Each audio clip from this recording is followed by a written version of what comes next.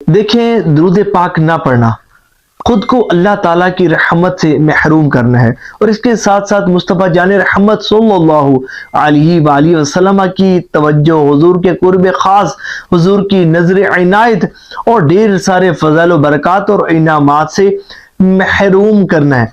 देखें, जो लोग दुरूद पाक नहीं पढ़ते ना, उनकी जिंदगी समझे कि अधूरी अधूरी रहती है। ये वो जिंदगी होती है कि जिसमें कोई मजा नहीं होता, कोई लुत्फ नहीं होता, समझे कि जिसमें कोई ताजगी और जिसमें कोई रूहानियत नहीं होती। और फी जमाना ना देखा जाए, हर दूसरा शख्स किसी न किसी परेशानी और मुसीबत में मुब्तला दिखाई देता है। किसी को रिज्क की तंगी है तो कोई किसी घरेलू परेशानी में मुब्तला है, किसी को कर्ज का सामना है तो कोई बे औलादी की वजह से परेशान है, कोई किसी मर्ज में मुब्तला है तो कोई रिश्तों की बंदिश की वजह से परेशान है।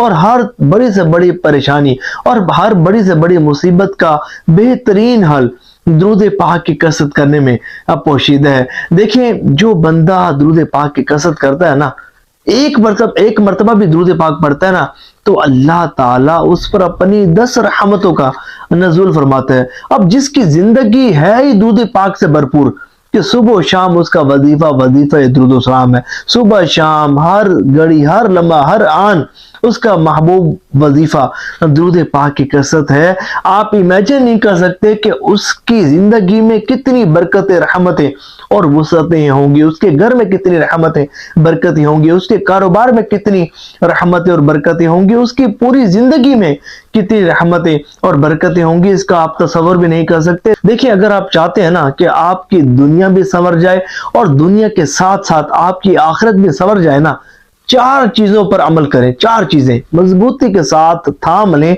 यकीन माने आपकी लाइफ में इतना पॉजिटिव चेंज आएगा कि आप तसव्वुर भी नहीं कर सकते। सबसे पहला काम, खुद को नमाजी बना दें, नमाज का आदी बना दें, 5 वक्त पाबंदी के साथ नमाज पढ़ें। यकीन माने अल्लाह की ऐसी रहमत बरसेगी कि आप तसव्वुर भी नहीं कर सकते। तिलावत कुरान करीम, इसको अपने मामूलात में शामिल कर लें। एक रकू पढ़े, नहीं पढ़ सकते एक सफा पढ़े, लेकिन पढ़े बाकायदगी के साथ, समझे कि वो नूरानियत नसीब होगी, वो बरकतें नसीब होगी कि आप तसव्वुर भी नहीं कर सकते। इसके साथ तीसरा काम, इस्तिग़फ़ार की कसरत। ये जो वजीफा है ना, ये बहुत बड़ा वजीफा है। ये गुनाहों के मैल को, गुनाहों की स्याही को, गुनाहों के धब्बों को, दिल की मोहरों को, अल्लाह की नाराजगी को दूर कर देता है। और वो लोग के जो अल्लाह के नापसंदीदा बंदे होते हैं, दुत्कारे हुए बंदे होते हैं, अल्लाह ताला जिनसे नाराज होता है, जिनकी गुनाहों की नहुसत के सबब उनसे रूठ चुका होता है और उन्हें अपने नाफरमान बंदों में शामिल कर चुका होता है, तो जब बंदा सच्चे दिल से गुनाहों से किनारा कशी इख्तियार करता है, गुनाहों को छोड़ देता है, सच्ची तौबा करते हैं, अल्लाह ताला की बारगाह में रुजू करता है, इस्तिग़फ़ार यानी कि अस्तग़फ़िरुल्लाह की कसरत करता है, तो अल्लाह तबारक व तआला का महबूब बंदा बन जाता है, अल्लाह ताला का पसंदीदा बंदा बन जाता है। उसकी दुनिया भी संवर जाती है, उसकी आखिरत भी संवर जाती है। और फिर इस्तिग़फ़ार का वजीफा बंदे को हर तरह की परेशानी और मुसीबत से निकाल देता है और समझे कि उसे ऐसे बेहतरीन राह पर डाल देता है कि जिस राह में खुशहालियां होती हैं, खुशबख्तियां होती हैं, खुश नसीबियां होती हैं, कामयाबियां होती हैं और तरक्कियां होती हैं, और समझे कि नूरानियत भी होती है, रूहानियत भी होती है, और सब कुछ बंदे को नसीब होता है। क्योंकि जब बंदे का रब उससे राजी हो जाता है ना, तो उसे सब कुछ मिल जाता है। और चौथी चीज, दुरूद पाक की कसरत। जो शख्स दुरूद पाक की कसरत कर लेता है ना, दुरूद पाक को ही अपना वजीफा बना लेता है, तो समझें कि उस पर अल्लाह की रहमतों की बारिश नाजिल होना शुरू हो जाती है। और मुस्तफ़ा जानी रहमत सल्लल्लाहु अलैहि वसल्लम की तवज्जो, हुजूर का कुर्ब खास उसे नसीब होना हासिल होना शुरू हो जाता है। और फिर देखें, जिसको हुजूर की तवज्जो नसीब हो गई, जिसे हुजूर का कुर्ब खास हासिल हो गया, तो समझे कि उसकी दुनिया चमक उठी, उसकी दुनिया भी संवर गई, उसकी आखिरत भी संवर गई।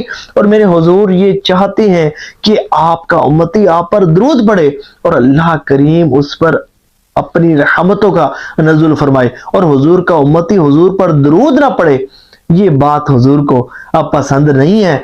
आपको एक बंदे का, वो शख्स के जो दुरूद पाक नहीं पढ़ता था, फिर कैसे हुजूर उससे नाराज हुए, सुनेंगे तो इंशाल्लाह एक नसीहत हासिल होगी और दुरूद पाक की कसरत आपके मामूलात में शामिल हो जाएगी। एक शख्स ऐसा था जो हुजूर पर दुरूद नहीं पढ़ता था, ہوتے ہیں کچھ لوگ کہ بالکل درود پاک پڑھتے ہی نہیں، انہیں پتہ نہیں ہوتا کہ درود پاک کے وظیفے کی کتنی امپورٹنس ہے، کتنی ویلیو ہے، کتنا بڑا اور بابرکت وظیفہ، وظائف کا سردار وظیفہ درود السلام ہے۔ تو ایک شخص تھا، وہ حضور پر درود پاک نہیں پڑھتا تھا، اسے خواب میں حضور صلی اللہ علیہ وآلہ وسلم کی زیارت نصیب ہوئی، تو حضور نے اس کی طرف توجہ نہ فرمائی، تو اس نے عرض کی یا رسول اللہ صلی اللہ علیہ وآلہ وسلم کیا آپ مجھ سے ناراض ہیں؟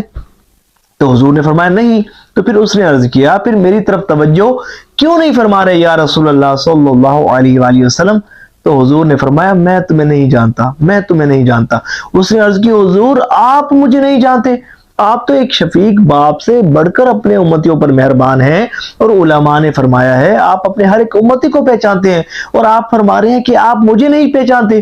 تو حضور نے فرمایا بے شک علماء نے ٹھیک کہا، لیکن تم نے مجھ پر درود بھیج کر اپنی توجہ میری طرف نہیں دلائی۔ میں اپنے امتیوں کو ان کے درود پاک کی کثرت کرنے کے سبب پہچانتا ہوں، جو جتنا زیادہ درود پاک پڑھتا ہے اسے اتنا زیادہ جانتا ہوں، جو جتنا زیادہ درود پاک پڑھتا ہے اسے اتنا زیادہ جانتا ہوں۔ تو جب وہ شخص اگلے دن سو کر اٹھا تو اس نے ذہن بنا لیا کہ اب میں درود پاک کی کثرت کروں گا، درود پاک کی کثرت کرنے کو اپنا محبوب وظیفہ بنا لیا۔ پھر کچھ عرصے بعد اس پر دوبارہ کرم ہوا، اس کی قسمت انگڑائی لے کر جاگ اٹھی، خواب میں حضور تشریف لائے اور حضور نے فرمایا اب میں تمہیں جانتا بھی ہوں اور بروز قیامت تمہاری شفاعت بھی کروں گا۔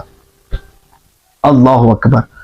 تو پتہ چلا کہ جو درود پاک کی کثرت کرتا ہے نا وہ بہت زیادہ نوازا جاتا ہے، اور کتنا نوازا جاتا ہے سنیں اور سن کر جھوم اٹھیں۔ ایک بزرگ تھے محمد بن سعید رحمۃ اللہ تعالی علیہ، اب تصور کریں کہ کتنی بڑی کرم نوازی، کتنا بڑا انعام ان کو نصیب ہوا۔ یہ درود پاک کا ہی خاص ہے، یہ ایسے ایسے انعامات سے نوازے جاتے ہیں درود پاک پڑھنے والے کہ عام آدمی اس کا تصور بھی نہیں کر سکتا۔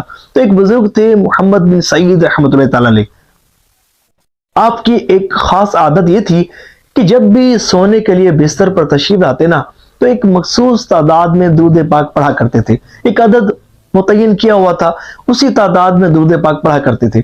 ایک دن جیسے ہی تعداد پوری کی آنکھ لگ گئی، آنکھ کیا لگی گویا کہ قسمت انگڑائی لے کر جاگ اٹھی، خواب میں حضور تشریف لائے اور حضور نے فرمایا وہ منہ میرے قریب لاؤ جو کثرت سے مجھ پر درود پاک پڑھتا ہے۔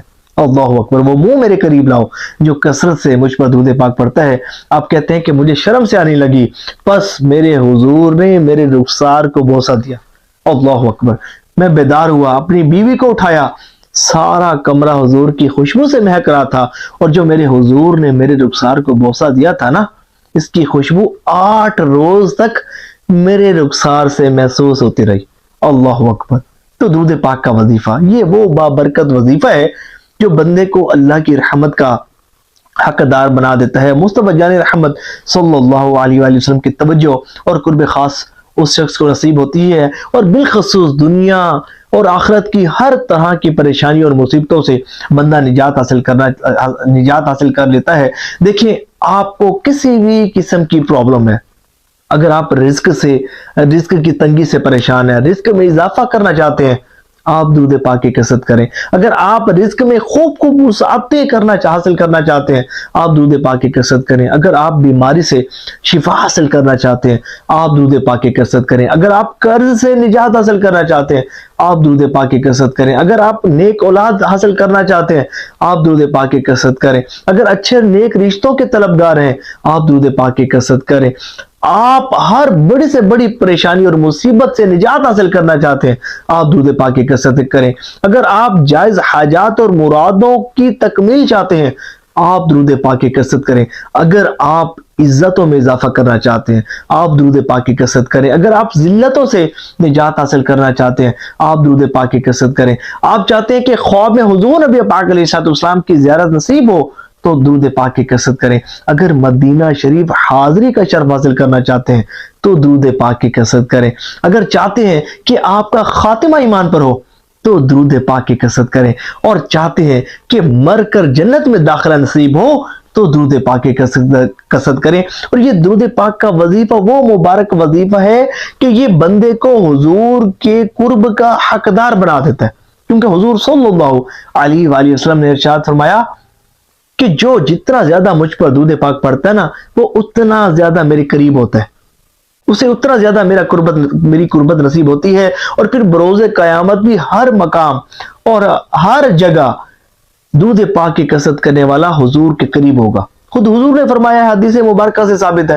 پھر یہ درود پاک کی کثرت کرنے والا ہی ہے کہ جسے بروز قیامت حضور نبی پاک علیہ السلام کی شفاعت نصیب ہوگی۔ تو درود پاک کی کثرت کرنے کی عادت بنائیے، یہ وہ وظیفہ ہے کہ جو آپ کو دنیا میں بھی بلند کر دے گا، آخرت میں بھی بلند کر دے گا، اس مقام پر پہنچا دے گا کہ جس کا آپ تصور بھی نہیں کر سکتے۔ اور ثواب کی نیت سے اس ویڈیو کو شیئر ضرور کیجیے گا۔